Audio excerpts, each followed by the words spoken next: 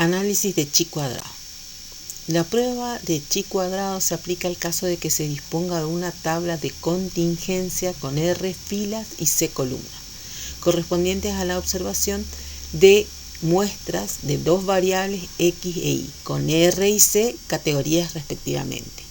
Se utiliza para contrastar la hipótesis nula, donde la hipótesis nula para las variables X e Y son independientes y la hipótesis alternativa cuando las variables X e Y están relacionadas. Entonces, ¿cómo calculamos el valor de chi cuadrado? Para calcular el valor de chi cuadrado vamos a tener en cuenta, por un lado, las frecuencias observadas que vamos a denotar como FO en IJ. Es el número de casos observados en la fila I y en la columna J. En las frecuencias esperadas o teóricas, que vamos a denotar como FE de IJ, que es el número de casos esperados para cada fila y columna, y son las frecuencias que se observaría si ambas variables fuesen independientes. Entonces nos queda que la fórmula del chi cuadrado va a ser la sumatoria desde I igual a 1 hasta R y desde J igual a 1 hasta C de FO de IJ, o sea, los valores observados, menos las frecuencias esperadas o teóricas, ¿sí? Esa diferencia elevado al cuadrado sobre las frecuencias esperadas. Así, el estadístico de chi cuadrado mide la diferencia entre el valor que debiera resultar si las dos variables fuesen independientes y el que se ha observado en realidad. Cuando mayor sea la diferencia y por lo tanto el valor del estadístico, mayor será la relación entre ambas variables.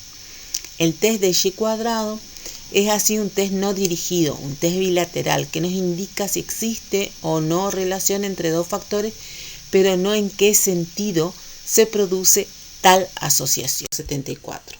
¿Sí? O sea, el total del tal término que tenemos, que sería hasta 25.000 pesos, por 258, que es el total de hombres, sobre el total de observaciones, que serían 474.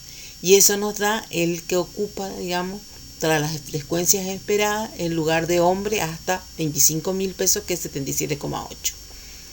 Para calcular, ¿sí?, el 141,5 sería 260, que es el total de 25 a 50.000, por el total de hombres, que en este caso es 258, sobre el total de observaciones, que es 474. Y eso nos da el 141,5. Para calcular, ¿sí?, hasta 25.000 en mujeres, ¿sí?, tendríamos que multiplicar 143 por 216, que es el total de mujeres, sobre 474, y eso nos daría 65,2, que sería el total de mujeres, ¿sí?, las frecuencias esperadas en las mujeres. Para calcular, por ejemplo, ¿sí?, para más de 50.000 en mujeres sería 71, que sería la cantidad de mujeres que cobran más de 50.000, por 216, que es el total de mujeres, sobre 474. Y eso nos da los 32,4, que aparece como frecuencia esperada para las mujeres que cobran más de 50.000 pesos. Una vez que tenemos los valores de las frecuencias esperadas, calculamos el valor del chi cuadrado, haciendo el valor del observado, que es en este caso 19 para, por ejemplo, la fila 1, columna 1, 19 menos 77,8 elevado al cuadrado dividido la esperada, que era 77,8. Para el que está en la fila 1, columna 2, que serían los hombres que cobran entre 25 y 50.000, serían entonces 174, que es la observada, menos 141,5, que es la esperada, elevado al cuadrado, sobre 141,5.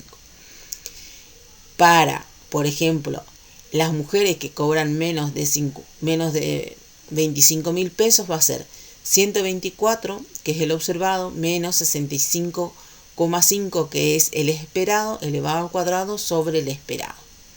Una vez que calculamos todas las diferencias elevadas al cuadrado y dividimos por la frecuencia esperada, hallamos el valor del chi cuadrado, que en este caso nos da 153,39. La tasa de prevalencia. La prevalencia de una enfermedad es el número total de individuos que presentan un atributo o enfermedad en un momento o durante un periodo determinado, dividido por la población en riesgo de tener el atributo o la enfermedad en ese punto, en el tiempo o en la mitad del periodo. Entonces, la tasa va a ser el número de sucesos sobre la población por el factor, normalmente por 100 o por 1000, depende del tamaño de la población. La incidencia es el número de casos nuevos de una enfermedad en una población determinada y en un periodo determinado. Las dos medidas de incidencia más usadas son la incidencia acumulada y la tasa de incidencia, también denominada densidad de incidencia. El factor de riesgo es cualquier característica detectable de una persona o grupo de personas que no sabe asociada con un aumento en la probabilidad de padecer o desarrollar un proceso mórbido. El riesgo absoluto y tenemos el riesgo relativo. Es una tasa porque el denominador incluye la unidad de tiempo. Las unidades en que se mide una tasa son, por tanto, casos de enfermedad por cada persona por año. El enfoque del riesgo es el sistema de principios teóricos y prácticos desarrollado por la epidemiología para facilitar el control de los problemas de salud. ¿Cuáles son las características? Ayuda a determinar las prioridades de salud, define las necesidades de reorganización de los servicios de salud, mejora la atención prestando mayor atención de los que más necesitan y discrimina a favor de quienes tienen mayor necesidad de atención. Los principios del enfoque de riesgo. Bueno, por un lado se tienen en cuenta los problemas de salud, no son igualmente importantes y pueden valorarse y diferenciarse en función de su frecuencia, su gravedad o vulnerabilidad. Por otra parte, las causas de los problemas que no afectan la salud no son igualmente importantes. Las personas no son iguales en lo que se refiere a sus riesgos para la salud. Por ejemplo, ahora para el COVID, las personas mayores de 60 años son las que tienen más riesgo y las personas que tienen enfermedades preexistentes como diabetes e hipertensión. Se debe tomar partido por las personas con mayor riesgo y mientras que los recursos sean insuficientes se debe priorizar los problemas, los factores de riesgo y las personas y grupos. ¿Cuáles son las conductas de riesgo? Conducir a excesiva velocidad, conductas impulsivas, no usar barbijos ahora, juntarse cuando todavía no está permitido, etc. Factores protectores, apoyo familiar, vacunaciones, trabajo, acceso a servicios de salud o acceso a la educación. En el enfoque de riesgo se conocen factores de riesgo, desempleo, agua estancada, etc. ¿Sí? Vivir en viviendas humildes, hacinados, etc.